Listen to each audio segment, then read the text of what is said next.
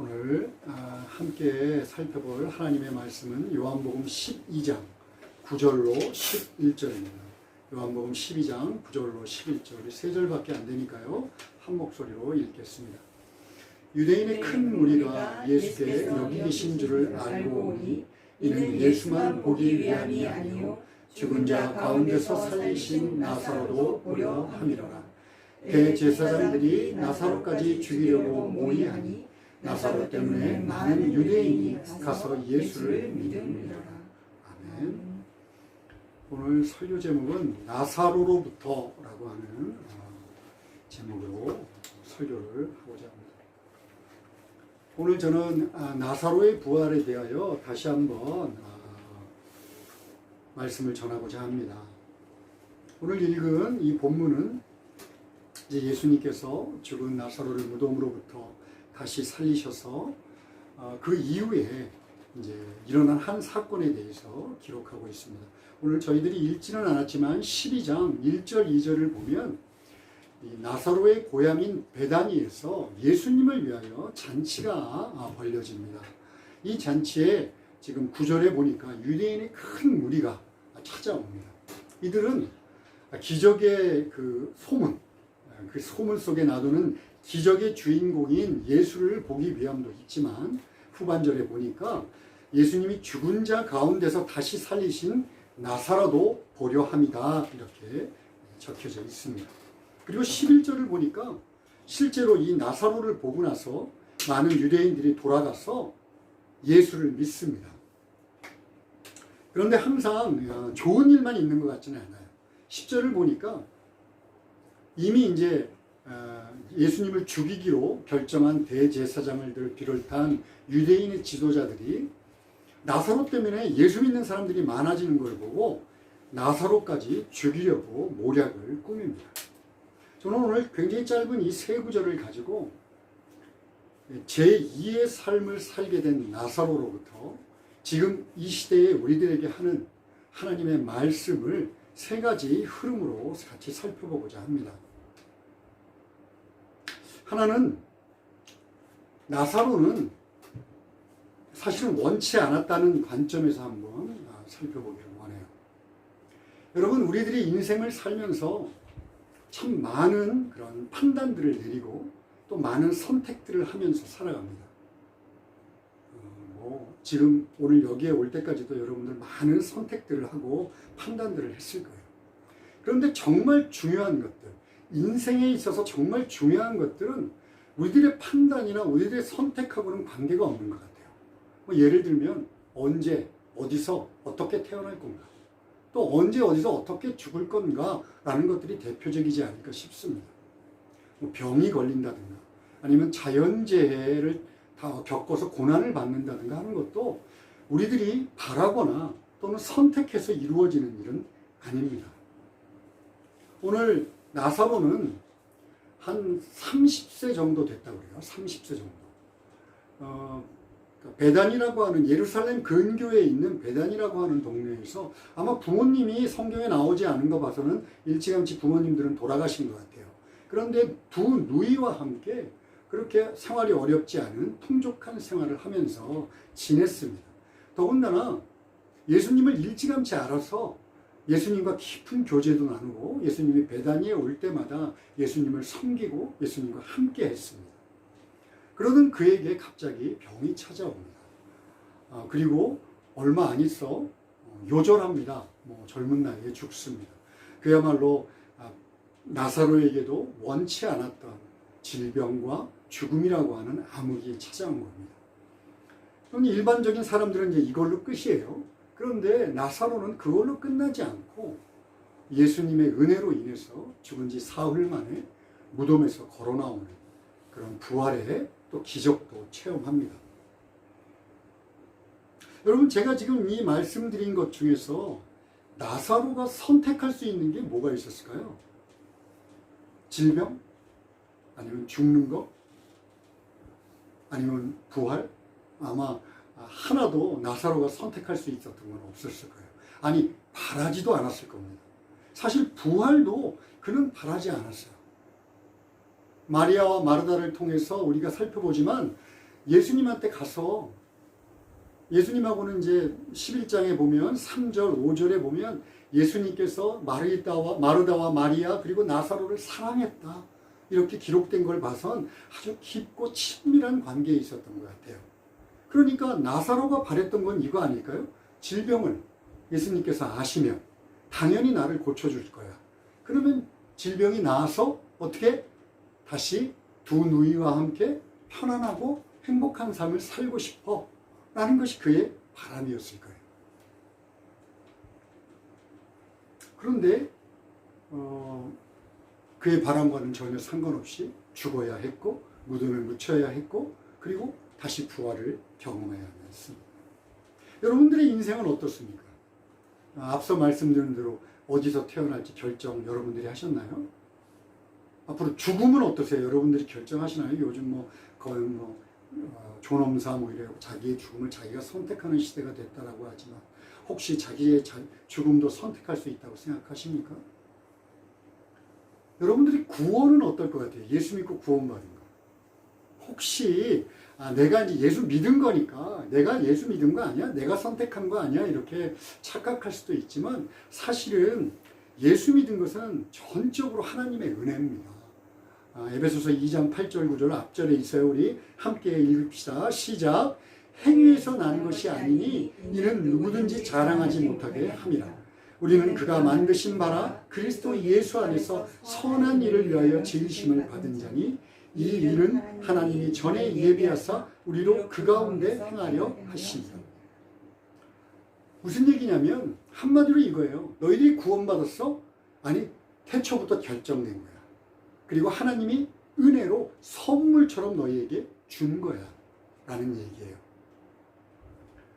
그렇다면 구원받은 것도 우리들이 선택된 것이 아니라 하나님의 은혜로 이루어진 일이라는 것을 알 수 있습니다. 저는 오늘 설교의 핵심은 이거예요. 야, 그렇게 나사로도 하나님이 어여쁜 자야 사랑하는 자야라고 얘기했고 우리도 하나님의 은혜로 구원받은 자고 그런데 왜 우리들의 바람과 소원과는 상관없이 전혀 꿈꾸지도 생각지도 않았던 고난이 찾아오는가? 그것도 그냥 고난이 아니라 저 깊은 무덤과도 같은 나락으로 떨어지는 고난이 찾아오는가? 라는 것을 오늘 핵심 주제로 여러분과 함께 살펴보고 싶습니다. 나사로도 마찬가지지만 우리도 예수를 은혜로 믿었음에도 불구하고 여전히 겪어야만 합니다. 자, 거기에 대한 본격적인 대답을 하기 전에 먼저 두 번째 생각해 볼 것이 있습니다. 여러분, 인생 자체는 고난이 많습니까? 적습니까? 어떤 시인은, 독일의 어떤 시인은 요람과 무덤 사이에는 고난밖에 없다라고 얘기를 했다고 그래요. 그만큼 고난이 가득하다는 얘기인 것 같습니다. 많은 사람들이 제가 이제 기독교에 대해서 변증을 하고 하니까 저한테 많이 물어봅니다. 특별히 청년들이. 하나님이 세상을 이처럼 사랑하신다고 하는데 왜 이 세상에 고난이 이렇게 많습니까? 자연재해가 왜 이렇게 많습니까? 질병이 이렇게 넘칩니까? 라고 질문을 가끔 해요. 그럼 제가 잘 몰라요 라고 대답합니다. 저의 한계가 있기 때문에 그래요. 성경적인 답은 죄 때문입니다. 죄 때문. 그러나 성경적인 답은 간단하게 얘기할 수 있지만 오히려 더 깊고 광범위하고 수많은 이유들을 들어 설명해야 합니다. 그런데 오늘 설교에서는 거기에 대해서 다 대답할 수도 없고 제가 또 능력이 그렇지도 않습니다. 그런데 한 가지는 분명하게 살피고 넘어가야 될 것 같아요. 이 세상이 고통이라고 하는 것이 결코 부정적이고 그리고 아주 절망적이고 좌절하는 결과만을 낳는 게 아니라는 것. 때로는 고통이 우리들에게 필요하고 때로는 고통이 우리들에게 긍정적인 역할을 하고 때로는 고통이 보다 건전한 결과를 낳게 한다는 것을 먼저 얘기를 꼭 할 필요가 있을 것 같습니다. 우리 세 가지로 한번 알아볼까요? 먼저 고통은요, 우리에게 더 큰 위험, 더 큰 고난을 미리 막아주는 역할을 합니다. 여러분 한센시병이라고 아나요? 한센시병. 그러니까 옛날엔 나병이었어요. 나병, 문둥병. 이것은 알죠. 이것은 나균이라고 하는 균이 침투를 해서 감각, 피부 감각이라든가 말초신경을 감염시켜서 고통을 느끼지 못하게 하는 거예요. 고통을 느끼지 못하면 이 사람들이 단지 고통을 느끼지 못해서 죽는 게 아니라 고통을 느끼지 못하니까 불에 뒤어서 상처가 나도 알지 못합니다. 못에 찔리거나 날카로운데 베어도 알지 못합니다. 심지어 나균에 의해서 피부가 썩어 들어가는데도 그 고통을 알지 못하니까 방치합니다. 그래서 2차 감염으로 죽는 거예요. 고통은 이처럼 만약 고통을 느낄 수 있다면 좀 더 큰 병들, 좀 더 큰 문제들, 우리가 어딘가가 아파, 힘들어. 그러면 그 고통을 느끼고 병원에도 찾아가고 조심도 하고 그뿐만 아니라 인생사를 살면서 인간관계, 경제적인 문제들로 고통을 느끼면 그 고통으로 인해서 더 큰 문제들을 방지하는 효과를 누립니다. 우리 간단하니까 그 정도만 알아보고요. 두 번째. 두 번째는요. 고통이라고 하는 것이 없이는 우리들의 인생이라고 하는 것에 성취가 없습니다. 여러분 혹시 옛날에 인터넷에서 참 이렇게 많이 나돌던 세계적인 발레리나 강수진 씨 발사진 본 적 있나요? 못 봤어요. 이것도 꽤 오래전에 굉장히 유명했어요. 전 세계적으로 유명했던 유럽 무대에서 활동했던 발레리나, 한국 최초의 정말 마돈나라 역할을 했던 발레리나 강수진 씨 발이 이렇게 찍은 사진이 화제가 됐던 적이 있는데 그 발을 보면요. 물집, 굳은 살, 심지어 발가락이 다 비틀렸어요. 변형이 됐어요. 그래갖고 사람의 발이라고 보기 어려워요. 그런데 이것이 그 밑에 어떤 제목이 달려 있었냐면 세상에서 가장 아름다운 발이라고 해서 인터넷에 화제가 됐던 적이 있습니다. 왜 세상에서 제일 아름다웠을까요?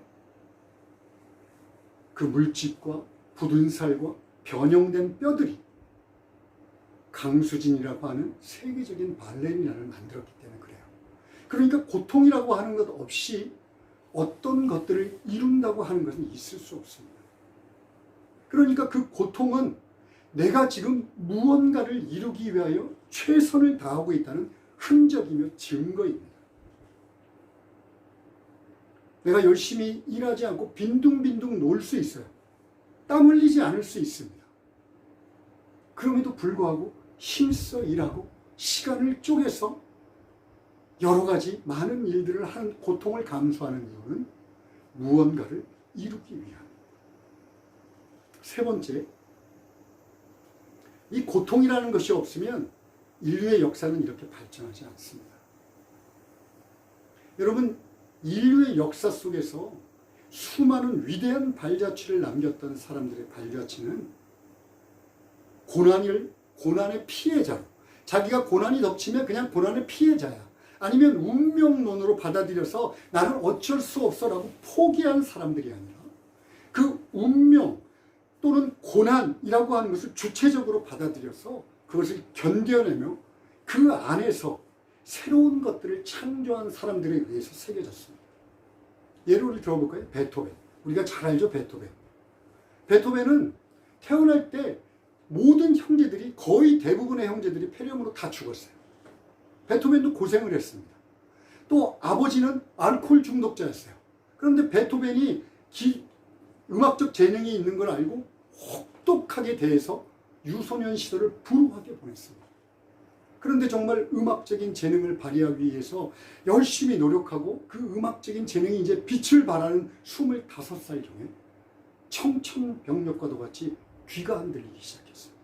여러분, 음악가에게 귀가 안 들린다고 하는 것은 가능성이 없다는 것을 이야기해요. 그런데 그것은 점점 심해져서 이제 소리가 들리지 않을 정도가 되었습니다.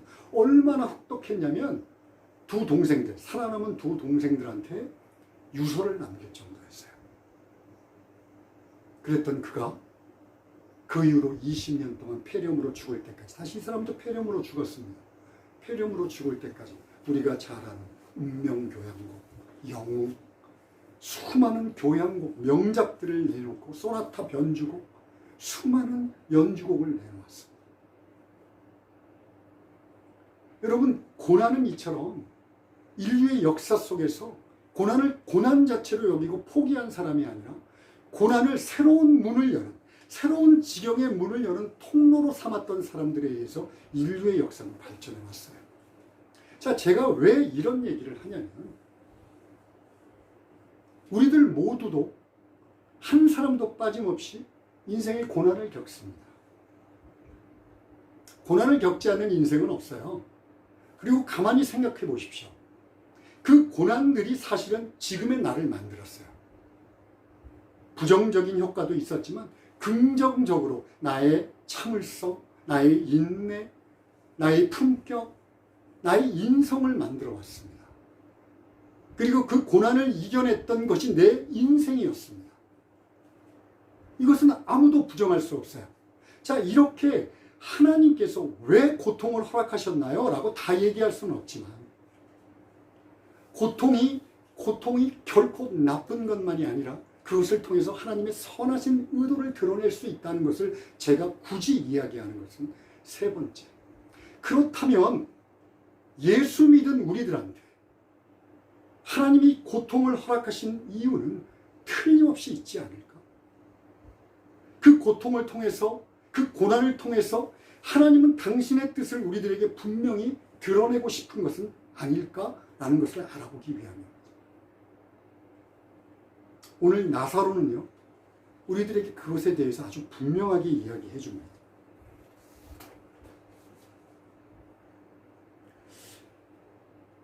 예수님께서 나사로를 이제 무덤에서 불러내셨어요. 그리고 난 다음에 그가 이 세상의 사람들이 고통을 극복하는 것과 달리 완전히 기적적인 변화, 기적을 경험하고 나서 그 고난으로부터 탈출하고 나서 그가 한 가지 이 세상 사람들과는 다른 완전히 큰 변화가 생겼는데, 그게 뭐냐면 존재 자체의 변화예요. 이렇게 얘기하면 이제 또 조금 설교 존재 막 나오니까 어려운 것 같지만, 이제 이 나사로의 인생은요, 예수님과 분리돼서 생각할 수 없는 존재가 되었습니다. 그는요, 아까도 얘기했지만 그냥 베다니에서 예수님을 위해서 열린 잔치에 참여했어요. 잔치에 참여해서 뭘 특별하게 한 것도 아니에요. 잔치에 참여해서 밥을 같이 먹었어요. 그런데 그를 보고 많은 무리들이 돌아가 예수를 믿었다 기록하고 있습니다. 그렇다면 나사로가 예수님과 함께한 게 처음이었을까요? 처음은 아니에요. 서두에서 제가 말씀드렸잖아요. 예수님께서 예루살렘에서 일이 있을 때 항상 베다니에 오셨고, 베다니에 오시면 이 나사로의 가족들이 항상 예수님을 섬겼어요. 그리고 같이 밥도 먹고 사람들을 초대해서 같이 섬겼습니다. 근데 그때는 어디에도 그들이 나사로를 보고 예수를 믿었더라 나와 있지 않습니다. 그렇다면 그가 이렇게 존재가 변한 이유는 뭘까요? 말할 것도 없어요. 무덤에서의 4일과 그리고 예수 그리스도의 음성을 듣고 무덤에서 나온 것, 이것을 통해서 그의 인생은 완전히 변하고 말았습니다. 그 전까지 나사로는 어떻게 예수님을 만나고 있었냐면요, 소문으로 듣고 있었어요. 소문. 여러분, 신앙생활 하면서도 소문으로 예수님을 듣고 있는 사람이 얼마나 많은지 모릅니다.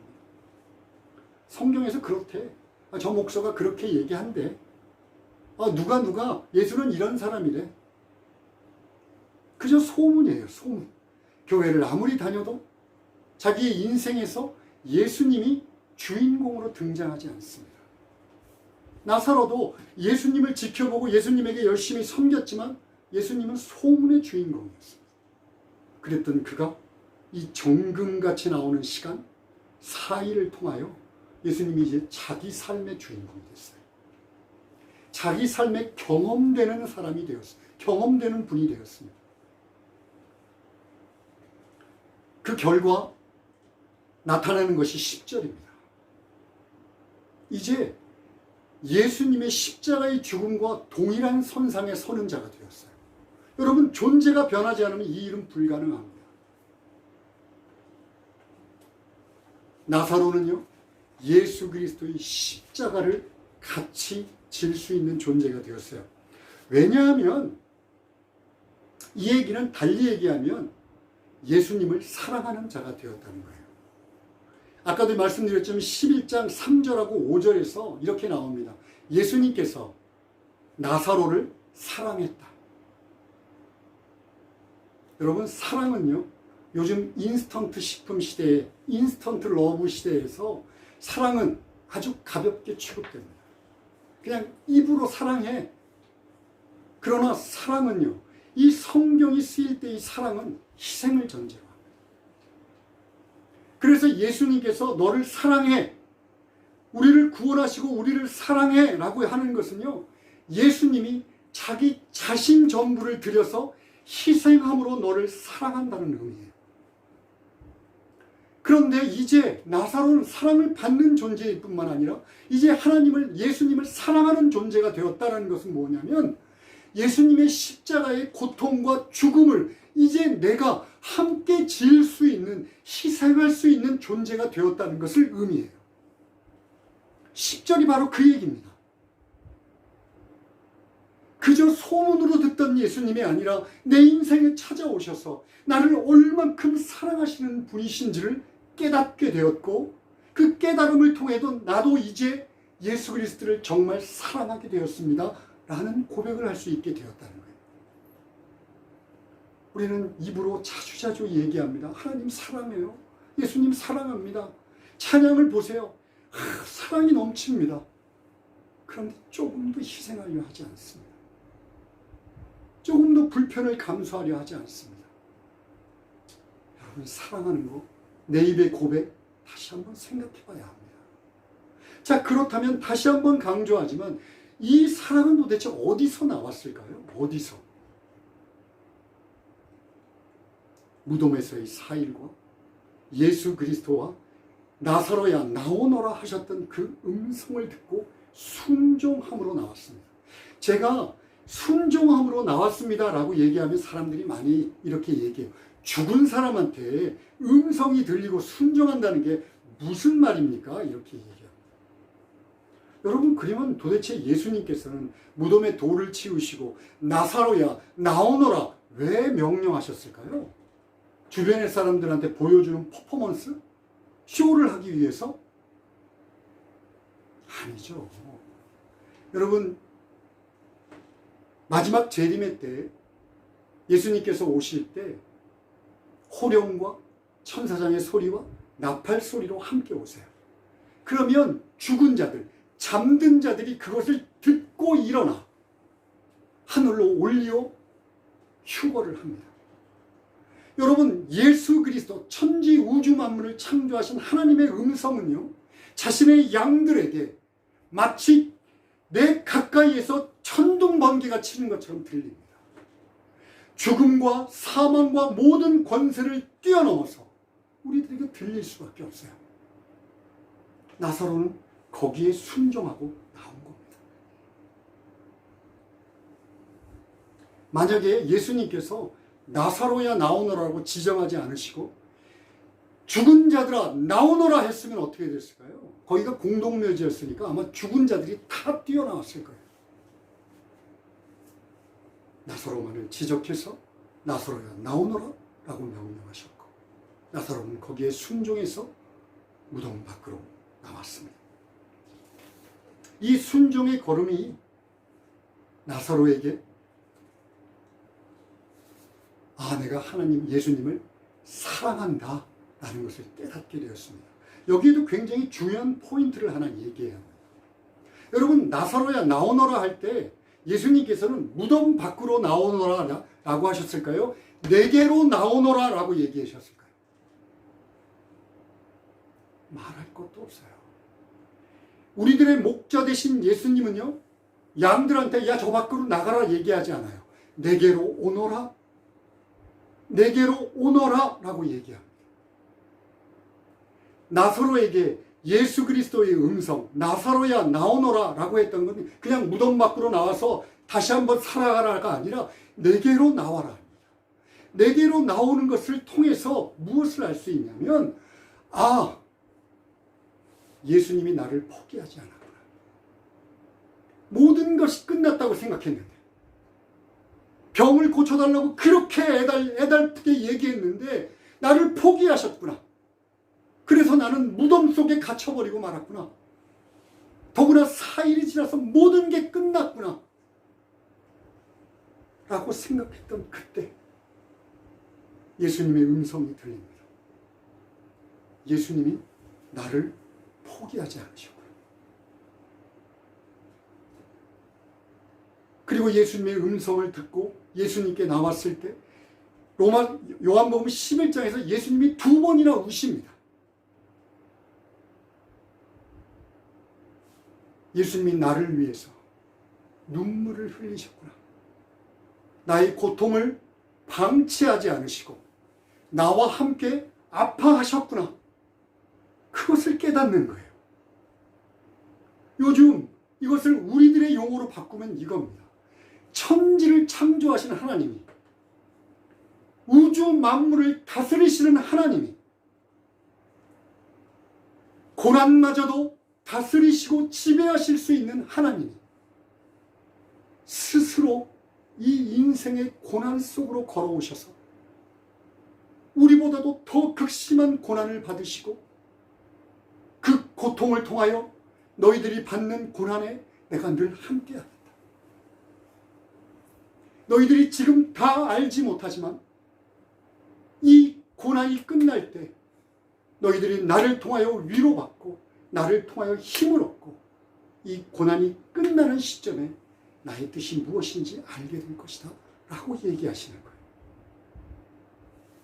여러분, 이것을 알지 못하면 우리가 예수님을 사랑한다 얘기 못합니다.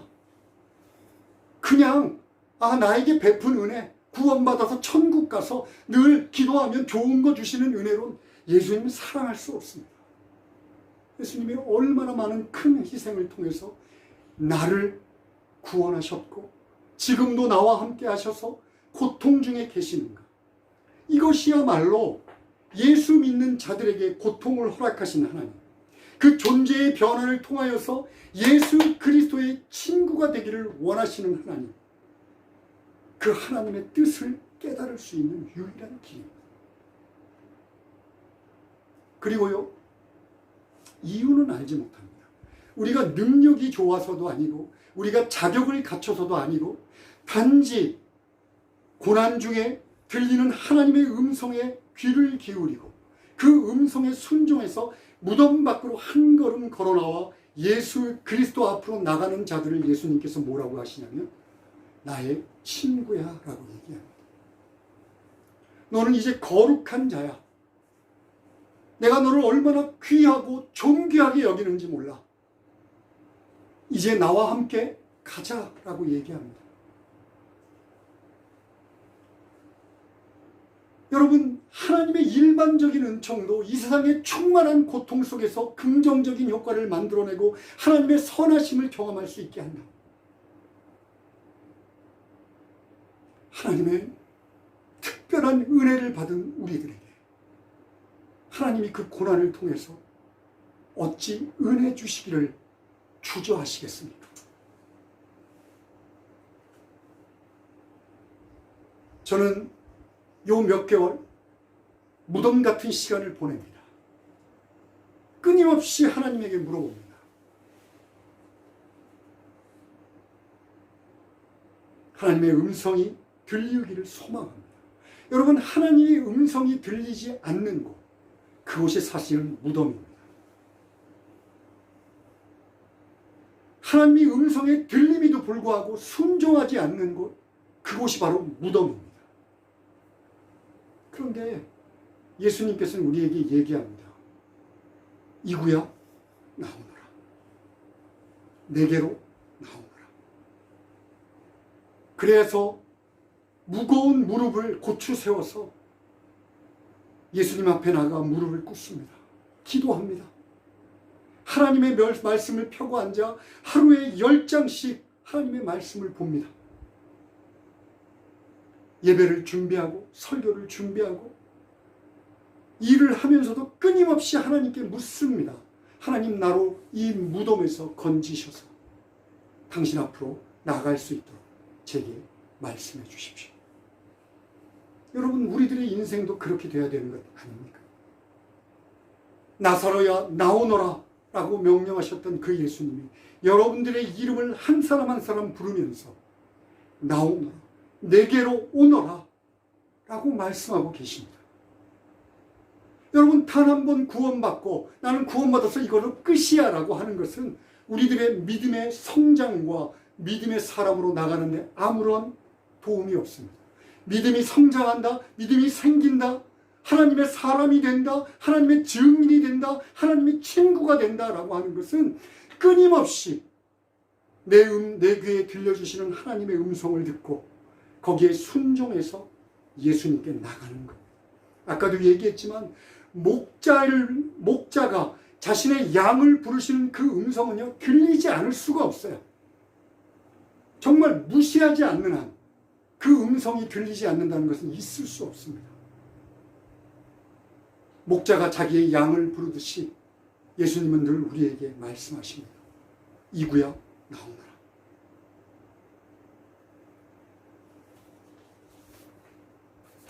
오늘 나사로가 보여주었던 예수 그리스도의 크신 은혜와 또 거기에 대한 묵묵한 순종을 통하여 그의 존재가 변하고 참으로 그의 인생이 이제 예수 그리스도의 사랑을 받는 자만이 아니라 예수 그리스도를 사랑하는 자로 그분의 십자가를 함께 지는 참된 친구의 인생으로 변했던 것처럼 우리들도 당연히 예수를 믿었다면 변해야 하지 않겠습니까?